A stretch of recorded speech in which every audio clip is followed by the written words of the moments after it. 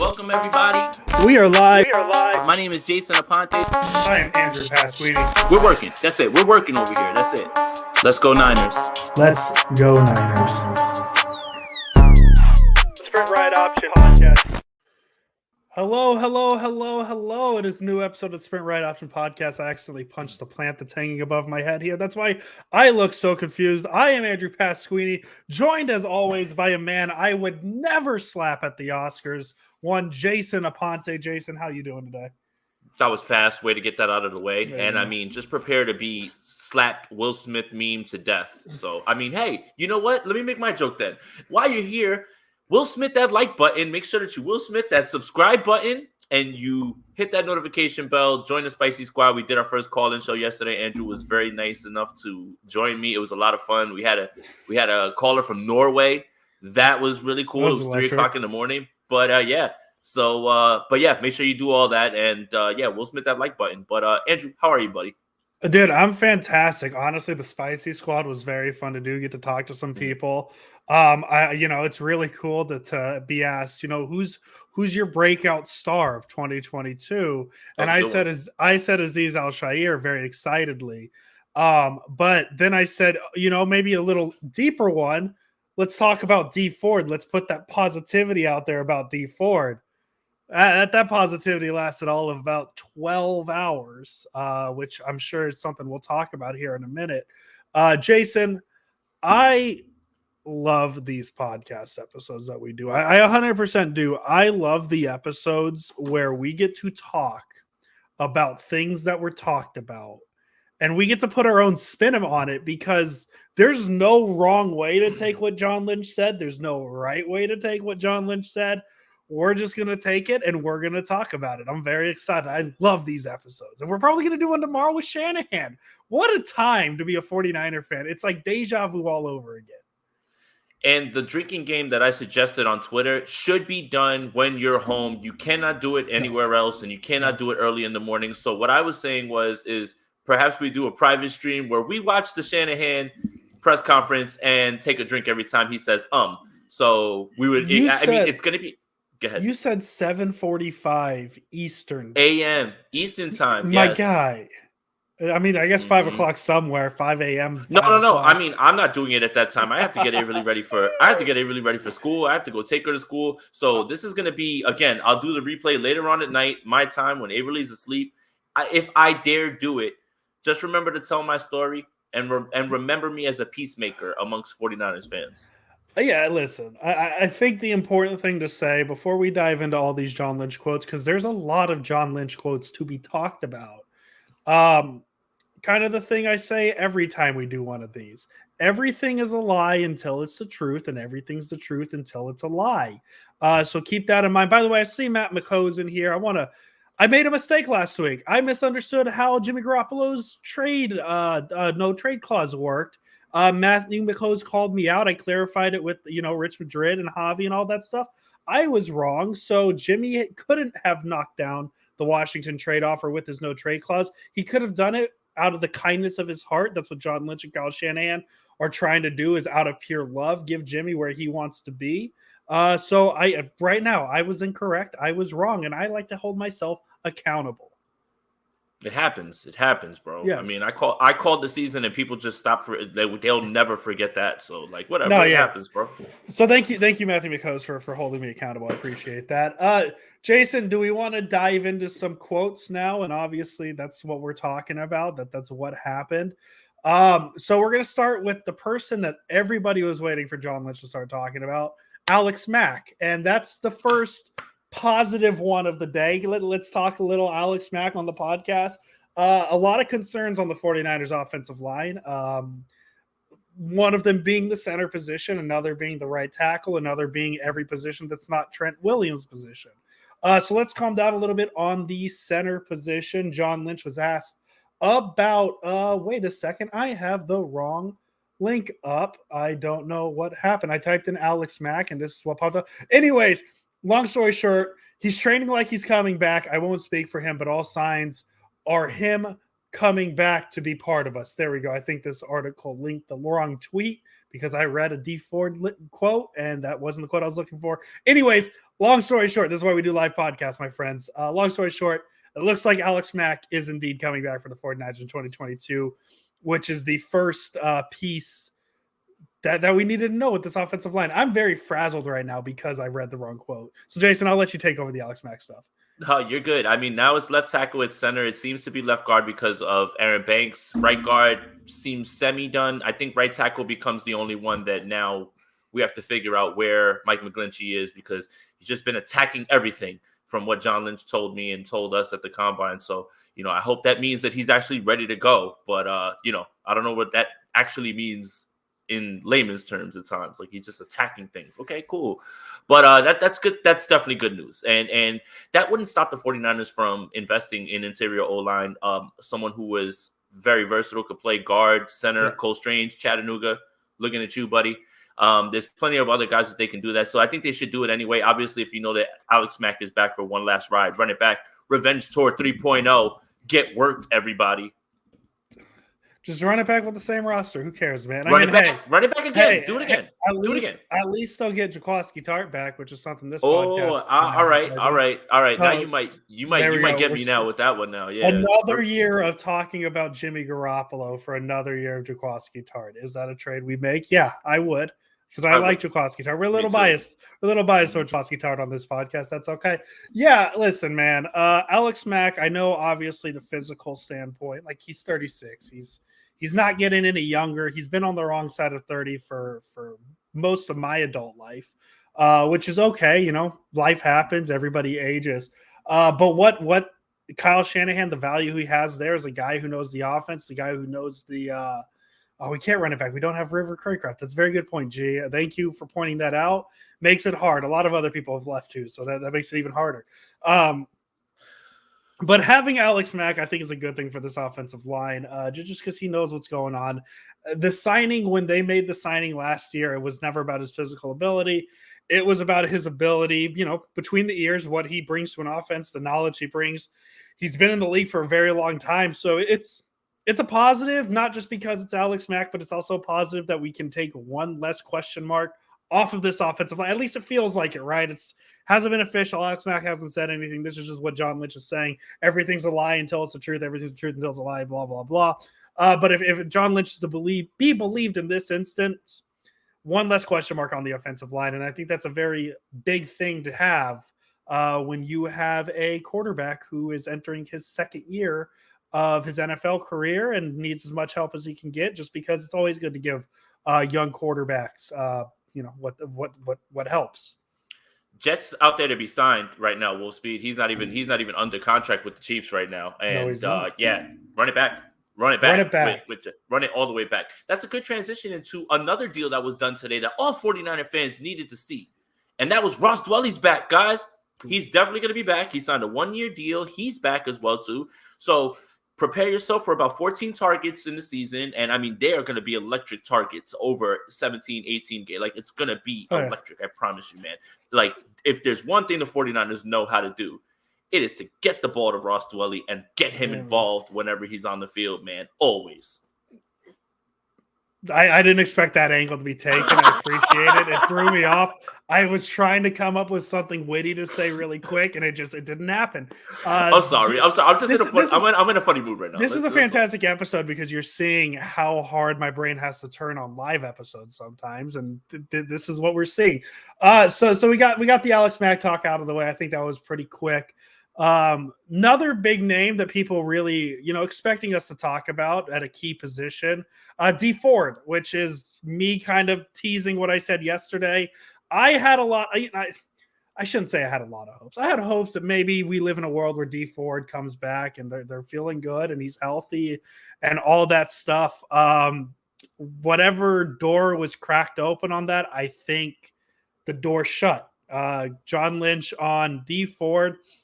Quote, I think we tried to be as patient as possible and no fault of D. He just ran into a bad situation with his back where he couldn't get healthy. We'll figure that out exactly what the transaction will be, but not enough hope and progress to see him playing for us moving forward. Which is a bummer. Listen, I understand why the Niners held on to hope for D Ford. it makes more sense than holding on to hopes for the type of a guy like Jalen Hurns or Jalen Hurts. Because you saw a little bit what D Ford can do. You saw a lot what he can do in 2018. The idea of him on this defense, he was that second edge rusher that Niner fans seem to really want. It never panned out because of the back injuries and anything to do with the spinal cord, neck, head. I guess the head counts, back. Those are the type of injuries that are really tough to predict to come back from. And it wasn't from a lack of trying, right? Because we've fallen into the trap the last 2 or 3 years with, hey, D4, this could be the year he comes back. And this year felt like maybe the brightest opportunity for him to come back. He did start in week 1.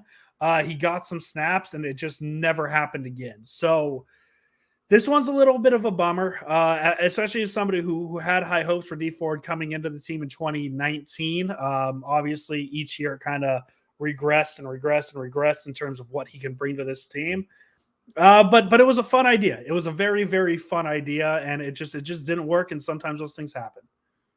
Chat, I'm sorry. If I'm smiling, it's because the chat is getting is getting a little too over the top right now. All right, but in terms of D4, this is a bummer because, yeah, football aside, I really want to know how he's going to live his life, right? Like going forward, like, or can you be pain free? That's a lot of the stuff that really people aren't thinking about at this time.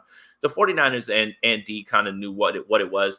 That's why the 49ers, mess with his contract so much. They tried to, push his money in different places year to year. The dead cap hit's going to be about $5.6 million, I believe, for this year once they move on, and then another 5 next year. That's not peanuts, right? Especially for a guy, when you look at his production for while he's been here. When he was on fire in 2019, he was elite. This defense was elite, obviously, and the 49ers are still going to address the position. I would still believe that wherever they are, if they end up drafting a little bit higher, maybe that changes. But if they're going to stick in the 60s, it'll still be an edge rusher, one of them, Myjai Sanders or Ebukadi or Boye Mayfield. Like I wish it would be that, but they're still going to address the position. But yeah, it sucks for D. The team kind of knew what they were doing when it came to that, and they were working hard on pushing that money around and just moving it away from really harming them. But you can only kick the can so far down the road, and the bill's about to come. But yeah, again, I really hope that D Ford's okay and he's going to be able to be fine and be with his family and stuff. Yeah, and obviously that's what this all comes down to. Obviously, it didn't work out with the Niners. It is what it is. It comes down to his longevity after the game, all that fun stuff. I know people are worried about what happens in between the lines, and D Ford was a Niner, and that's kind of the best way to describe his time with the Niners. Is he was here. He as we said, he gave some idea of hope for a second edge rusher to Nick Bosa. Just it never happened. So, I mean, it is what it is at this point, right? It's unfortunate it had to end like this, but it was the ending that, let's be honest, was predicted for the last 2 years at the least. And maybe if you want to put the conspiracy theory hat on, an ending that some people projected when the trade happened. So it's a hard era of Niner football to talk about D Ford just because we're not sure. Itchy, thank you for joining. He did not retire, but John Lynch pretty much said he's on his way out, likely not in the 2022 plans. So there that is. So there's the D Ford. Jason, I before we dive into the dare I say the meats and potatoes of this episode. Hey yo. Go. I just want to make sure I didn't miss any other notable quotes because I did miss a couple. You mentioned the Alex Mack quote. I didn't see that. So was there any other notable quotes? Because I took down as many quotes as I could, and I missed Alex Mack. So did I miss anything else before we? No, you didn't miss Alex Mack. I just swooped in with Ross the Boss. You were on point with Alex Mack. Like you had that one. It was even little behind the curtain before the episode. I said I got D Ford. I got other quotes. Am I missing anybody? You said you're missing Alex Mack, and I said you know what? I am. My bad. So we good? Can we get into the meats and potatoes of this episode? Yeah, for sure. And today is the first time that John Lynch was able to speak at a podium or be interviewed since the combine. Tomorrow, Coach will be doing it, so we'll probably do an emergency episode so we can talk about words. I love talking about words. I love this. Okay, so obviously, dare I say it, the meat and potatoes of this episode is the quarterback position. And I noticed Wolf one mentioning the lights. I bought a new light. If it's too bright, I will work on adjusting it. That's the situation. That's why it's a lot brighter than it's used to. So I apologize if it's too bright. We'll figure that out later. Jimmy Garoppolo, he talked about the quarterback position. And I guess I'll preface this by saying these quotes aren't in any order. I have them categorized on topic. This isn't the spiciest quote at the top. This isn't the least spicy, whatever. There's no order of these quotes. It's the order I typed them in, Jason. So that's what we're going to do. So the first quote I typed down, it was regarding what everybody seems to want to talk about is the prospect of releasing Jimmy Garoppolo. Quote, I don't foresee that. He's too good of a player. I don't foresee that. And I think Jimmy will be playing for us or he'll be playing for somebody else. He's too good of a player not to be. And that quote, some of these quotes are pulled from Matt Maioko's article. He talked to John Lynch. Go read that if you want these quotes as well, because Matt Maiocco is very good at what he does. Listen, man, I know this is the quote that people don't like to hear. But what's like here's my opinion on what's he supposed to say here. Is he going to say, yeah, we're going to release him and just shoot any idea of trading him down the road in the foot? I understand why fans wanted to hear something different here, because the idea of getting rid of Jimmy Garoppolo and just figuring it out is very fun. But we got to think about it realistically. There is trade value for Jimmy Garoppolo, whether some people like to think there is or isn't, whether that value is a second round or 2 second round picks, whatever the Niners are asking for, or it's a 7th round pick. There's some value to be had with moving on from Jimmy Garoppolo. They're obviously still trying to trade him. Whether or not that's going to happen, I don't know. But John Lynch can't come out and say, oh, yeah, we're if we don't get a trade offer by April 19th, we're going to release him. He can't come out and say that, right? No. And that's all he really could say at this point. And talking about just releasing him, because I don't think that would have been, I mean, I hate that I'm saying this, man, and it took me a long time to get to this.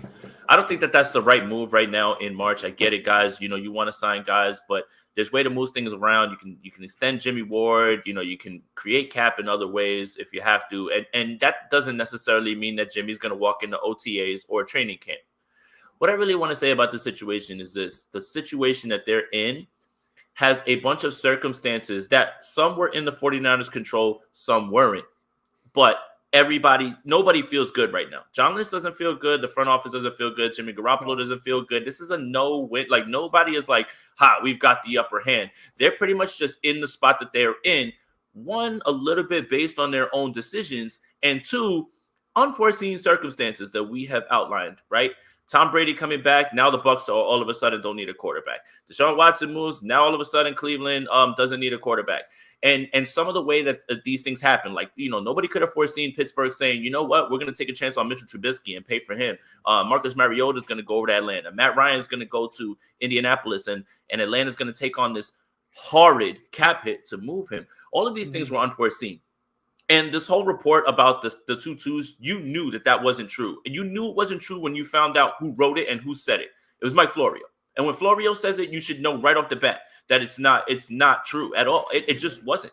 And again, biased, a guy who definitely likes to stir the pot with 49ers fans. And I never once took that report serious, because if there was ever any sort of package that was out there like that and the 49ers didn't take it, it's malpractice. So now what we're hearing is that there's no offers. But again, so much of this is the other things are the shoulder surgery timing. All of these things were bad. The 49ers posture thought they had something. Jimmy gets a shoulder injury. All these quarterback dominoes start to fall. And then all of a sudden, boom, you don't have a place to go at this point. You and Baker Mayfield don't have a place to go because Seattle doesn't want you, and the 49ers are not going to ship him to Seattle.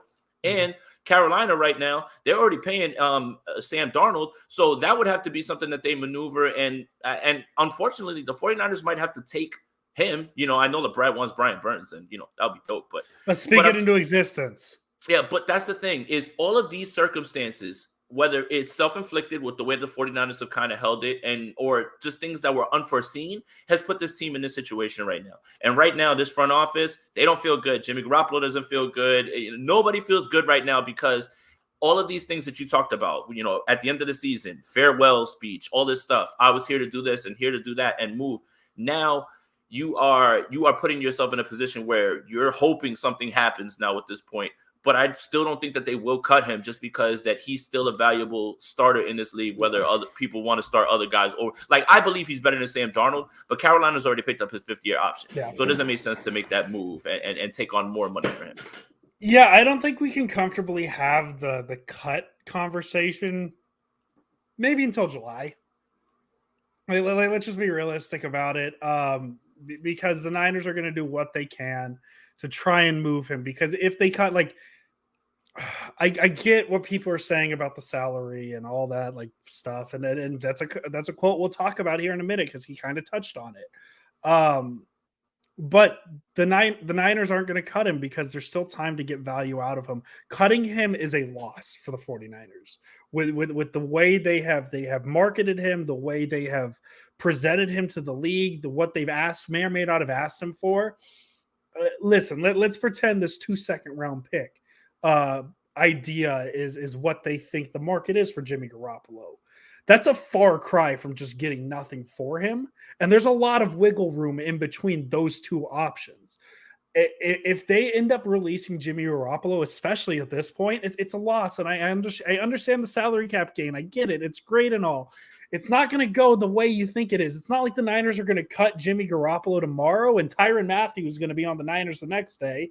It's probably going to be they're cutting Jimmy Garoppolo, and X amount of that dollary dues is going to go into the bank account of, or not in the bank account yet, but in the account of, we're saving this for Deebo's extension, we're saving this for Nick Bosa's extension, and all that stuff. So it's not going to be a cut him and all of a sudden Tyrann Mathieu, Stephon Gilmore, Julio Jones, and Bobby Wagner are lining up for the Niners. That's not how it's going to work, and that's not how it was ever going to work. And let's be honest with that too, because it probably wasn't. The Niners aren't the type of team that takes these big shots in free agency. So if they have the cap space or not, I don't know how much of this free agency is affected. Maybe they have Chandler Jones because they could offer a little bit more money, which I guess in theory is an improved offseason, right? I mean, it is if you get Chandler Jones.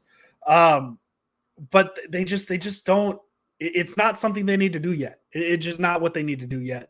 And that's okay. I think that's okay. Jason, is that okay? It has to be okay because cool, there's nothing we can really do about it, honestly, at this point. Wait, we don't have any pull?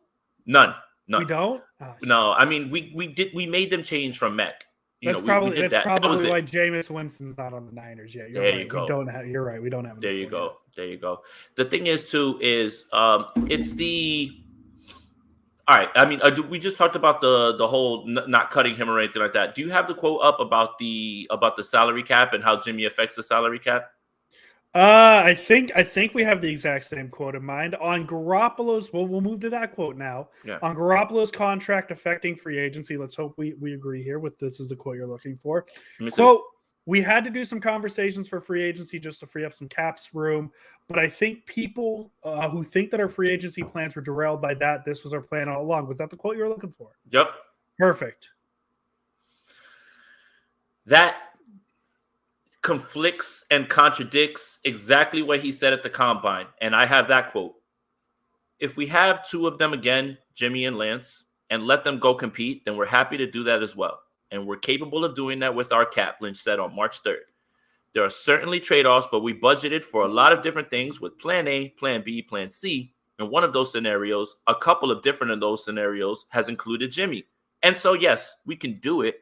It will curtail what we're able to do, the aggressiveness we have in free agency.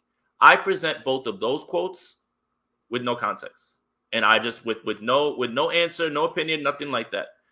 What does that sound like? Did that sound like lock and step with what you just said? So what is it? Which one is it, man? And this is me just using your words. I'm not looking for anything. I'm not fishing for anything. You said that you had this plan and it's fine. It didn't derail anything. But you said on March 3rd, obviously keeping Jimmy around because you didn't expect it to be March 28th and you still have him. Now on March 3rd, it's, it will curtail our aggressiveness. Those two quotes directly contradict themselves, which goes to show that it is fluid right now because none of these people could have ever imagined that on March 28th he would still be on this team. No way. Like, you carried them into the new league year, and I don't think that was ever on the table in their minds. And now here we are, and that's why now, because we've gotten to a place that we never would have gotten to, is why you're starting to hear the theories of the thing that you never thought could actually happen is maybe Jimmy Garoppolo's in training camp. The only reason that you have to go through that whole idea and thinking about that is because of where you are now and how fluid things are. Because what if nobody gets hurt in preseason?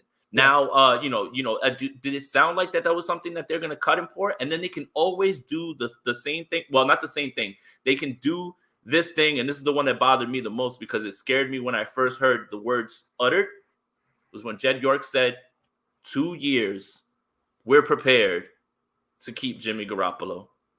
And they can always go back, point right at that quote, and say, hey, we told you that we could do this.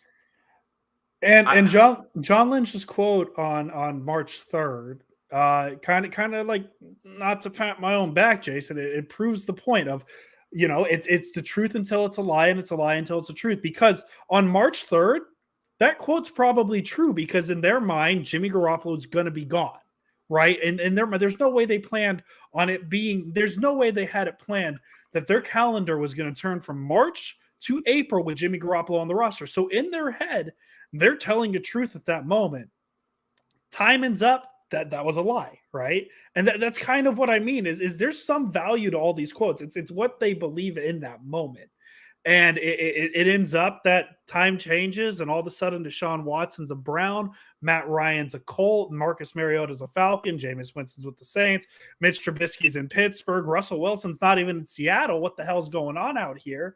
And things have changed to where that quote is dare I say, teetering on the lie side, right? I'm not going to call it a lie because still things can change and all that stuff. Hendricks, then why give up all those picks? Why not take someone at 12? Would still have all those picks we gave up. So I think this is the part that's got most people frustrated at this point. There were so many of us that just said, do it last year and just go ahead and see what the kid has and let him get out there. And now you're talking about a second year of it, but I don't think that that's something that they really anticipated. No. I'm telling you that this is something that is of their own doing, right? And other circumstances that we spoke about, it's of their own doing. But at the same time, they're just playing out all the scenarios at this point because they never would have thought on March 28th that they would be in this position right now with no takers for Jimmy Garoppolo, no real place to send him.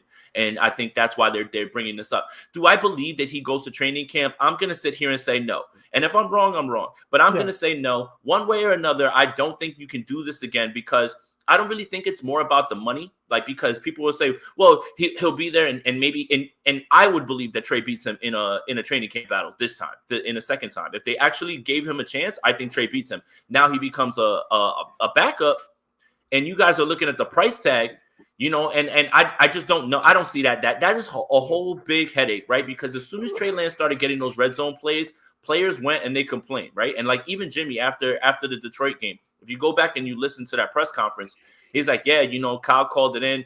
You don't like it, but it's like whatever, and he seemed agitated with it. And many, and it's been spoken that a lot of people went to Kyle, and that's why you didn't see Trey for large stretches. So you can't drag this out again in the locker room again like this. You just can't. When you're talking about the money that's being allocated to a backup quarterback, that's bad. But then when you're talking about maybe this bad juju that you're bringing around because so many guys love Jimmy, and that's a fact that people on this team, they love Jimmy and they'll ride for Jimmy.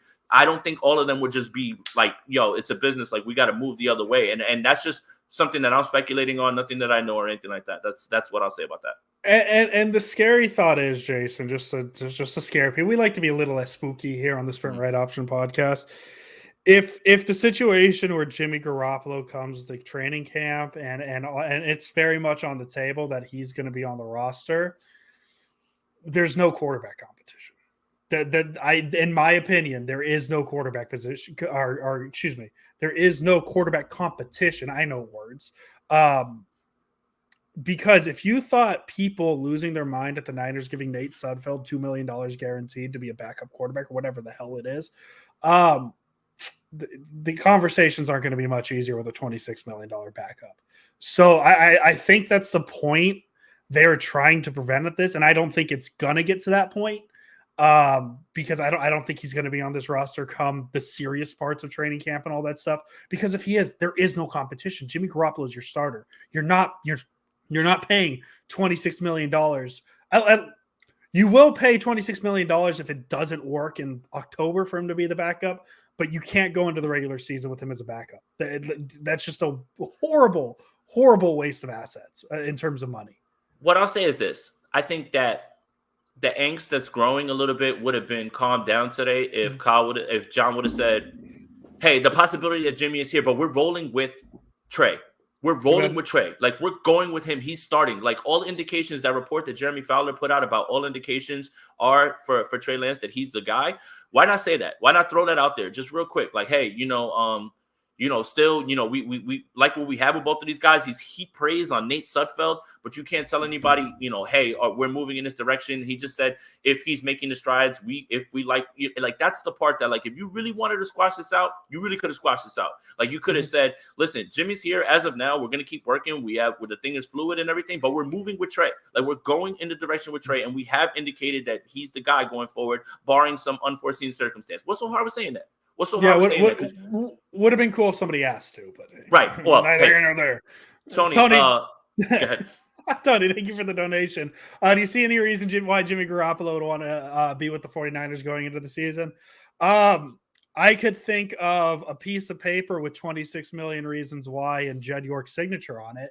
Yeah. I listen, emotionally, yeah, it would suck. It would be brutal. I don't think emotionally he'd want to be here. I don't think I could list a few people who probably don't want him to be there. Trey Lance being one, maybe even Kyle Shanahan to a point, because you think Kyle Shanahan's the type of guy who likes talking about this stuff? I think we saw the last 365 days. Oh, I can't wait for tomorrow. He doesn't like to talk. Yeah, I can't wait for tomorrow. Very interesting. Tomorrow's electric, and I'm going to be up anyway because Avery's going to have me up at 6, so I'm going to be 4:45 in the morning. I will be asleep. So happy.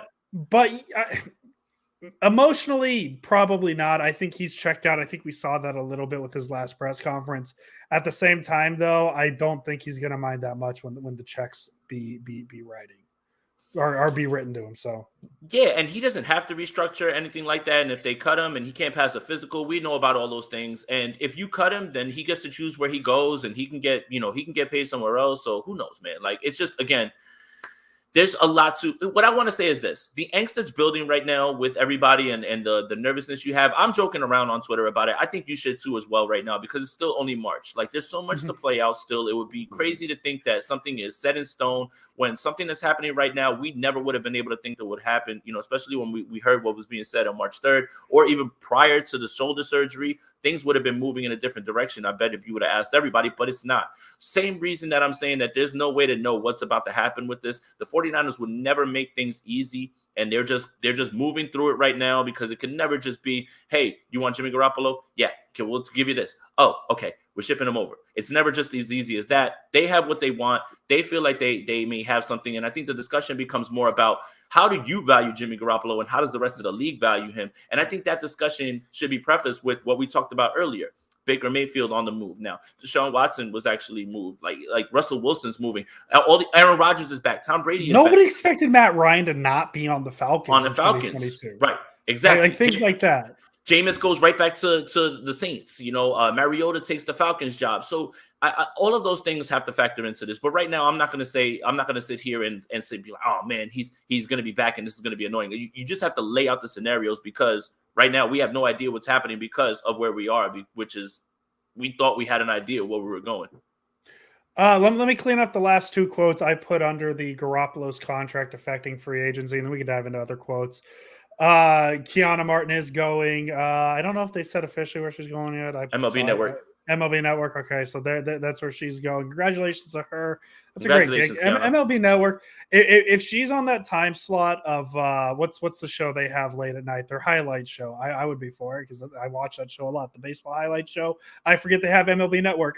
Last two quotes on Jimmy Garoppolo's contract affecting free agency. The first being, quote, and this is all John Lynch, by the way, for those of you joining in the middle. These are John Lynch's quotes. I haven't said that. John Lynch's quotes.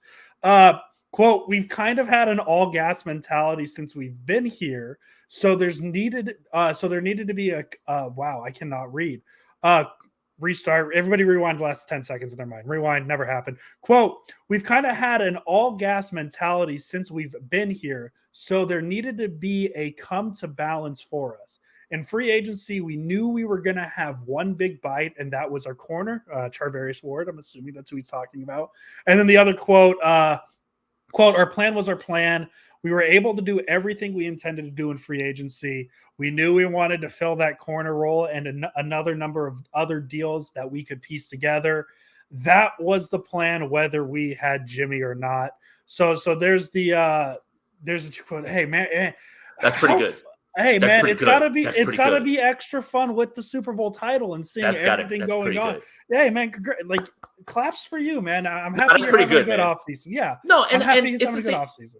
It goes back to what I was saying. If this scenario with the quarterbacks and everything that was given up and what's going on was happening to another team, the 49ers would be like, man, what a bunch of idiots. They don't know what they're doing, right? Like, but it's your team and this is what is happening. So you got to imagine how it looks across the league for everybody else. When I talk to fans of other teams, they're like, why didn't you play Trey Lance? Like, don't you know what Jimmy Garoppolo is? And I'm like, Kyle doesn't answer my calls. We told him, so you have to envision how everything looks to other fans. Forget the Rams fans are going to laugh at us for whatever, they don't need more ammo. But I'm just talking about your regular everyday fans. Like if you talk to an Eagles fan, they're going to tell you, man, why aren't you playing Trey Lance, man? Like what's going on? Are you going to keep Jimmy? And everybody's just like looking at us like, what on earth are you doing? So you got to view it through the other fan base's eyes, man. Oh, yeah. Football fan 28, thank you for the comments. We appreciate you. Yeah, appreciate you, bro. Yeah, hey, it's off season. We're good sports, bro. Thank you for watching, man. We appreciate you guys. So let's talk about the quotes that I think were most interesting, because I think this was a very strong point of contention. Because maybe Joe Staley said certain things about it that I don't know if I believe what Joe Staley said, and I think John Lynch put a little bit of that away today, because I think what John Lynch said, John Lynch had no reason to lie about this, right? I don't think he did. But that's just me. That's me looking at a glass half full. This is about Jimmy Garoppolo's shoulder injury, the surgery he had. And I don't know. I broke it up into 3 parts. If we want to read it all at once, we can. Whatever you want to do, Jason. Quote, there were a ton of conversations, and I think there was real good momentum. I'm assuming he's talking about trade talks there. Then the decision that was made for Jimmy to have surgery certainly caused a lot of teams to pause and at least slow down the process to do their due diligence. The quarterback musical chairs is going on, and all along we understood that we really valued Jimmy and never were just going to give him away. Quote, the decision that was made, oh my God, I think I broke up the quote in a weird place. Quote, he made the decision for his long term, along with doctors, that he needed that surgery. We all bless that, but that did affect his market. So now we hold on to him. I think the plan from everyone, from our docs, from the second opinion doc, was let's try rehab, or let's try to let rehab fix this. And that was the overwhelming thought that it would. When he went back for the next visit, the decision was made that it wasn't improving and that they were going to take that course of action. And that's my thing. I don't think he chose to get the surgery late out of malicious intent. I think this was something they firmly believed that was rehabable. And that's why, and I don't know why people, maybe I just like tapped into my brain or something, but I thought the shoulder injury was known. A lot of people seem to think it was a secret. I think it was something that they kept more under wraps because I don't think they were that concerned about it. I think they were more concerned about the thumb, and that's why everybody was talking about it. I really think that they thought the shoulder injury was something that he could just rehab and be fine. That's why it never really came up. I thought the concern was the thumb, and it ended up the shoulder was the bigger issue. As I said, I don't think Jimmy Garoppolo lied. I don't think he led anybody astray, hoodwinked, bamboozled, whatever the tweet is by who is it, Ja Rule. I just think sometimes the body doesn't heal like you expect it to heal. And that's the case with Jimmy Garoppolo. Here, God, I choked on my own spit. That was weird.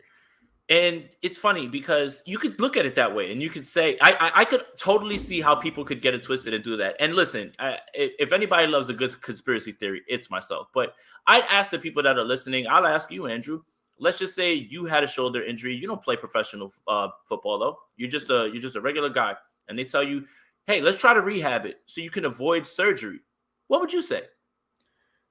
I'm doing that 10 out of 10 times because I know how expensive surgery is.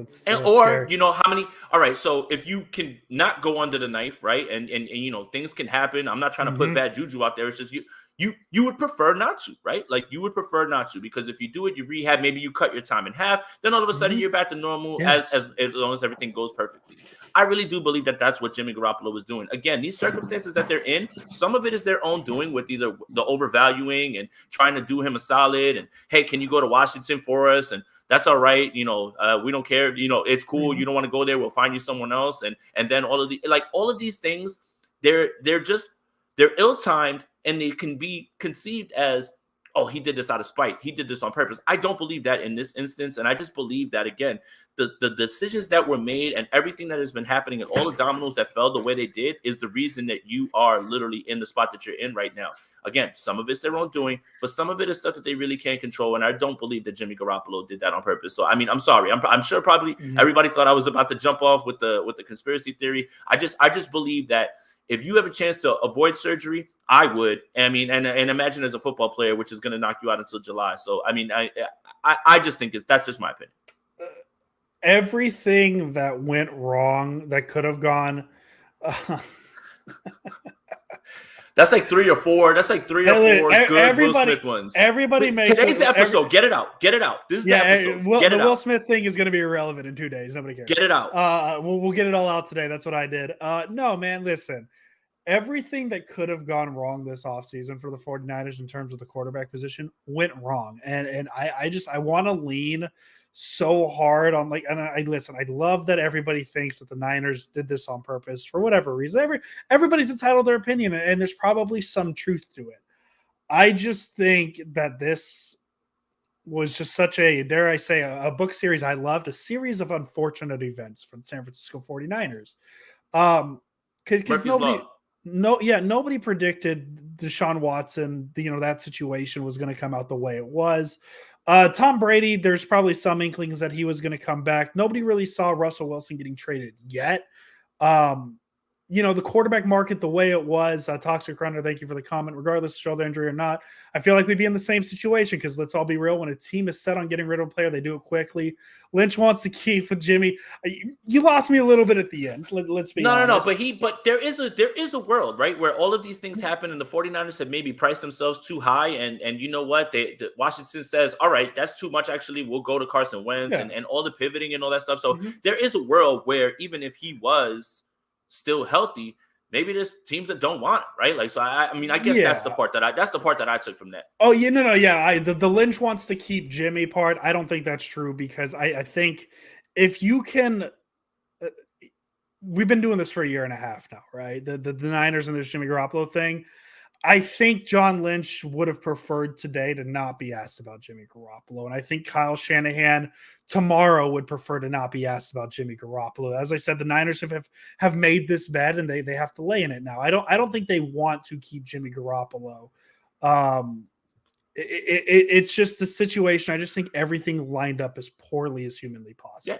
Yeah. And that's what it is. That's the point it is. Maybe things are different if Brady doesn't come back, or maybe things are different that if Rodgers gets traded, maybe Green Bay's looking at Garoppolo. I don't know. But for everything to happen at the quarterback position, because let's be honest, this has been the most rambunctious of a quarterback market we've ever seen in free agency, maybe save Peyton Manning, but that was because, Peyton Manning, not every year a free agent like that's available. But this was such a hot quarterback market, and it just so happened the Niners were looking to get rid of their quarterback in this market. If you push everything back a year, where they draft Trey Lance in 2019, or not 2020, God, time flies. If they draft Trey Lance in 2020 and Jimmy Garoppolo is truly available in 2021, Jimmy Garoppolo is probably not on this team anymore, right? Because it's a plethora of movement, dare I say. But it just happened that the Niners were trying to get rid of a quarterback when everybody was moving quarterbacks, and I think that's what made it hard. The shoulder surgery obviously made it more complicated. I just really think the Jimmy Garoppolo scenario at this point is just a string of bad luck. And that's really the best way you could look at it. And it's not the answer Niner fans want. Nobody wants to say it was bad luck.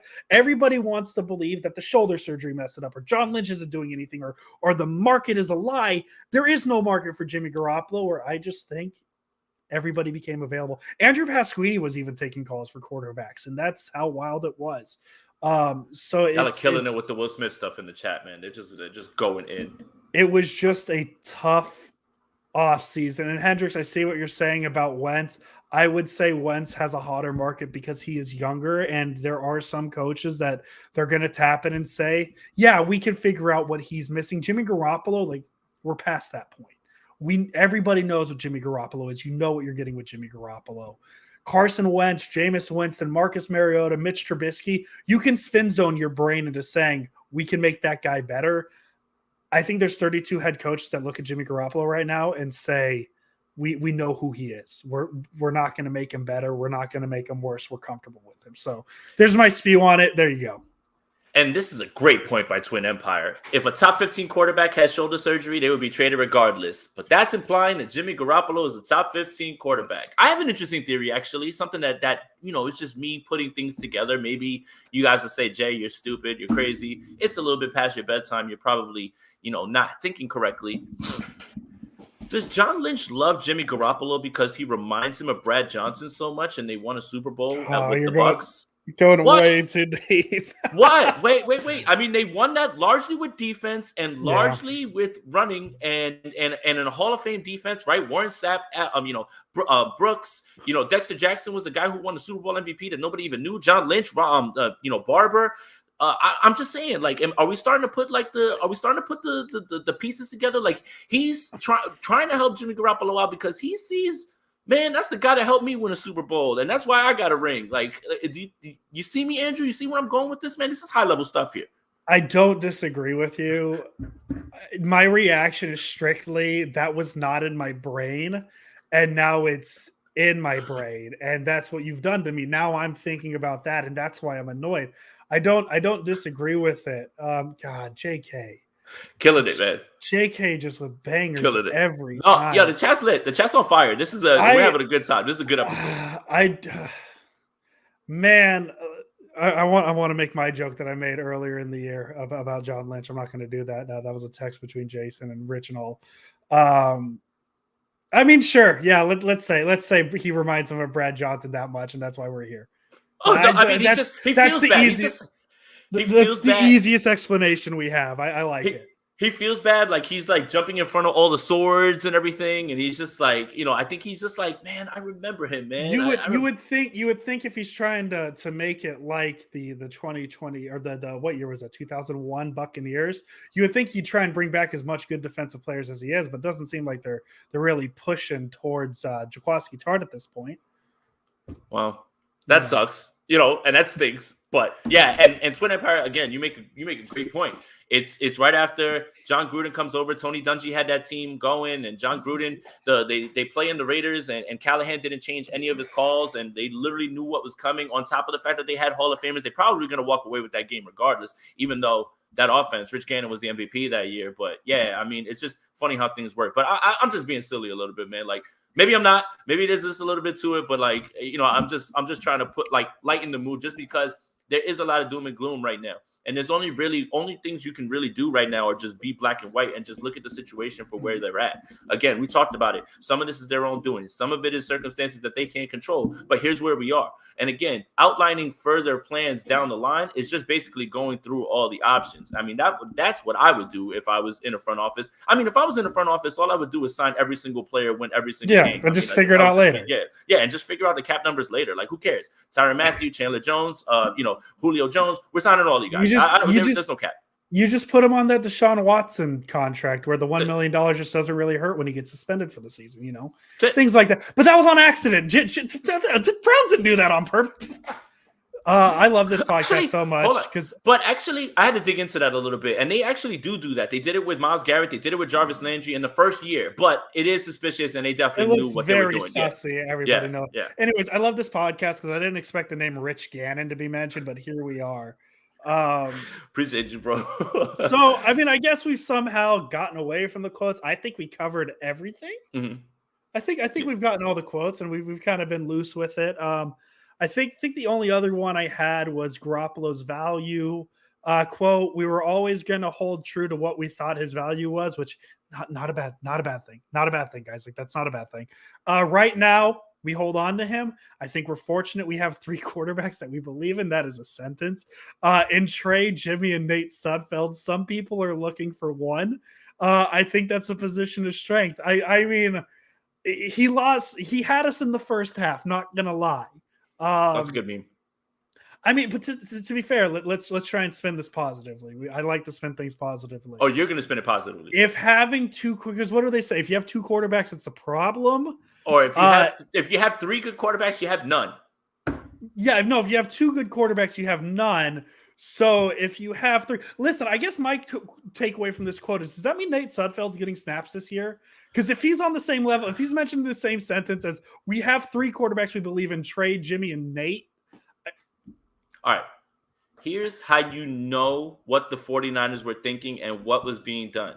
Nate Sudfeld gets signed to a $2 million guaranteed deal. That screams backup. That does not scream third string, practice squad, none of that. But here we are. And you've already signed that deal. And now you have to find a way to clear this money before you do it, because you've allocated $2 million to somebody who might not be active on game days only because of the situation that you're in right now. And I made this comparison. A lot of people said they didn't see the correlation. I was talking about player value, especially when you're talking about players who are out there and are coming off injuries or have concerns, right? Lyle Collins is a right tackle who can play guard as well. The Cincinnati Bengals signed him to a base salary of $1 million with $7 million in player incentives if he does play. Understanding, knowing full well that he has a degenerative hip surgery, a hip thing, right? And that's why he's out there, 28 years old. But he could $1 million for somebody who can possibly play right guard. Yeah, like that's nothing. But then you pay $2 million to Nate Sudfeld. And now you might possibly be in a situation where that money is going to just be essentially wasted if you bring Jimmy Garoppolo back, which I don't believe is going to happen. But that's the part that bugs me the most about that statement, is you trying to sell us on that idea. And that part is the part that is a little bit like, you lose me here now, dude, because your actions before showed you moving in one direction, and now you're backpedaling into, oh, now we have 3 good guys. No. What you did was clear, and you made a move, but now you have put yourself in a position where this is even something that is a possibility. If it's a small one, a 5% chance, 10% chance, it's still a possibility, but it doesn't sit well with me, man, because it's like you guys didn't look this out the right way, but again, a lot of things didn't happen in their favor, so look, part of my French, it's just a shitty place to be right now for everybody, for everyone, for Jimmy, for the front office, for them trying to move him, everything. Everything is just like nobody feels good. So I feel the anxiety on that part. I still I don't believe that this is going to go long into OTAs, into camp. I'm going to stand on that. Don't ask me why I'm confident, but I'm just going to keep speaking that into existence that they figure something out. Well, because the alternative is Jimmy Garoppolo as your starting quarterback. Yeah. And that would be fine if you didn't do what you did with Trey. Yeah. Yes, that's the issue, right? Is I got to not that you'd be fine. Well, not that you'd be fine, but if you outline the plan of we're sticking at 12, we're going to take another edge guy, and we're just going to keep rolling with Jimmy, like people won't like that. But don't make this move, this power move, to where you admitted in open press conferences that you overpaid to get Trey Lance, and then now you're in this position now where the kid who you drafted right now, you're not really even saying anything that's really like forceful behind him, is now stuck in a place where, what the hell am I doing here? Am I playing, or am I like how many years off you want this guy to have? And don't tell me about Aaron Rodgers sitting for that long. That's not apples to apples. I'll take it one step further. I'll take your stay at 12 and draft an edge guy, and nobody. And then you have a first this year. I'll take it one further. Nobody cares if you stay at 12 and draft Mac Jones and he's the backup for 2 years. Nobody cares. Nobody cared about that. Nobody would have cared about that. Nope. If it was really about ensuring, because we talked like part of the reason they went quarterback last year is they knew Jimmy Garoppolo was the starter, right? They knew he was the starter going into 2021. It was also just in case Jimmy Garoppolo doesn't get hurt. you have a viable option that isn't Nick Mullins or CJ Beathard. That argument goes out the window when you move 2 years worth of picks and trade up with one of them. If the Niners stay at 12 and draft Mac Jones, and Mac Jones is your backup for 2 years, we're still having the same complaints about Jimmy Garoppolo and what quarterback he is. Rich Madrid's still tweeting his highlights and all that fun stuff. But this isn't a conversation where we're prepping 2022 right now, where we're talking about, well, Jimmy Garoppolo is the starter. You know, this episode's probably a lot less exciting. A lot of episodes from the past year are a lot less exciting because we're talking about a guy who's a backup quarterback, and you hope that after Jimmy Garoppolo's contract is up, I have thoughts. We love Jordan Elliott. We'll get to this question in a second, but yeah, it really comes down to the Niners mortgage their future to get a guy, and now all of a sudden we're supposed to be okay with, well, 2 years of Jimmy Garoppolo isn't the worst case scenario. It's a little different that they moved up to 3 than if they stayed at 12 and took a Mac Jones, or even let's go even further. If they stay at 12 and Trey Lance falls to 12, I still don't think this is a conversation. No, that's it came down to you move 3 picks to get up to a guy, and now all of a sudden you don't want to commit to him. It's weird. So that I guess that's the quarterback position. We're going to take the hot pressing question. Jordan Elliott Sports. Hey, go follow that YouTube channel. It's a pretty good one. I heard this guy was on it. You know, that's cool. What are Jason's thoughts? And we'll end with this question. What are Jason's thoughts about bringing another punter to get the best out of Mitch Wisnowski? Iron sharpens iron. I can read today. Matt Ariza at 63 or nothing, but that's it. And you bring him in, but you let him sit a year. You have to let him sit a year behind Mitch, right? Like, you're prepping for the future. So if you bring in Ariza, yes, he's talented. He's just a little raw, and you have to let him sit for a little while, okay? He needs to learn how to be a professional. He needs to learn how to get downfield and tackle. He needs to learn all of those things. So you bring in Ariza, and you set yourself up with a franchise punter. That is the missing piece, and that's what the 49ers have been missing. Everybody's all hung up on this quarterback position and edge rushers and cornerbacks and things like that. You still don't have your franchise punter right now. Hey, look, it's been a nice little ride, Mitch, but unfortunately, we're going to have to see what's going on. You know, you missed the game this year because of stuff. It's just, I don't know, man. I think we should upgrade the position, and I think I'm here with Jordan on this one. I think you draft Ariza, you let him sit for a year, and then you unleash him as your franchise punter. It's going to take this team to the next level. Make sure to subscribe to this podcast, Spotify, Apple, wherever you get your podcasts. Jason Aponte, as always. Let's go Niners. And guys, chill out. Everything's going to be all right. I promise. Everything will be all right. We promise together. That's the podcast. Goodbye. Welcome, everybody. We are live. My name is Jason Aponte. I am Andrew Pasquini. We're working. That's it. We're working over here. That's it. Let's go Niners. Let's go Niners.